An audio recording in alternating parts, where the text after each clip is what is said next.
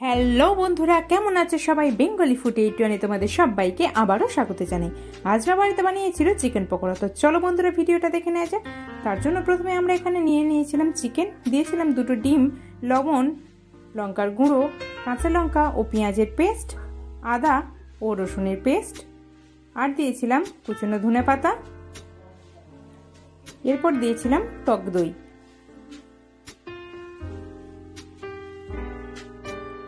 এরপর দিয়েছিলাম টক দই আর দিয়েছিলাম সয়া সস ও লেবুর রস। এরপর দিয়েছিলাম কাশ্মীরি লঙ্কার গুঁড়ো।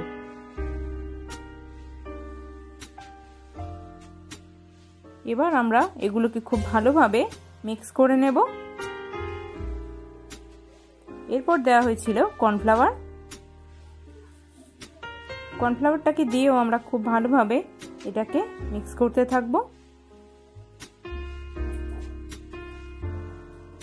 এই সব কিছু খুব ভালোভাবে মিক্স করা হয়ে গেলে উপর থেকে আমরা অল্প পরিমাণে জোয়ান ক্রাশ করে দিয়ে দেব। জোয়ানটা দিলে এটার একটা আলাদাই ফ্লেভার আসে।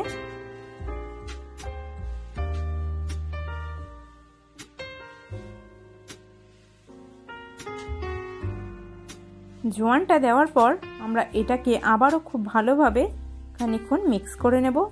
মিক্স করে নিয়ে এটাকে আমরা রেস্টে রেখে দিয়েছিলাম 2 ঘন্টা। এরপর আমরা কড়াইতে দিয়ে দিয়েছিলাম সাদা তেল। তো চলো বন্ধুরা, এবারে পকোড়াগুলো ভেজে নেওয়ার পালা। একে একে পকোড়াগুলো আমরা এইভাবেই ভেজে নিলাম। পকোড়াগুলোকে আমরা ডবল ফ্রাই করেছিলাম, তার জন্য পকোড়াগুলো ভীষণই ক্রিস্পি আর সফট হয়েছিল। এইভাবেই লাল লাল করে পকোড়াগুলো আমরা ভেজে তুলে নিয়েছিলাম। পকোড়াগুলো কিন্তু ভীষণই টেস্টি হয়েছিল। তো এখানে আমাদের পকোড়া ভাজা একদম কমপ্লিট।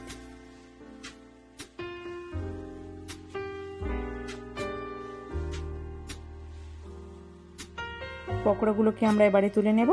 তো এখানে আমাদের পকোড়া একদম কমপ্লিট। তো কেমন লাগলো বন্ধুরা, তোমরা রেসিপিটা অবশ্যই কিন্তু কমেন্টে জানিও, আর ভালো লাগলে একটি লাইক করে দিও। আর হ্যাঁ বন্ধুরা, আমাদের চ্যানেলে নতুন বন্ধু হয়ে থাকলে চ্যানেলটিতে অবশ্যই সাবস্ক্রাইব করে দিও।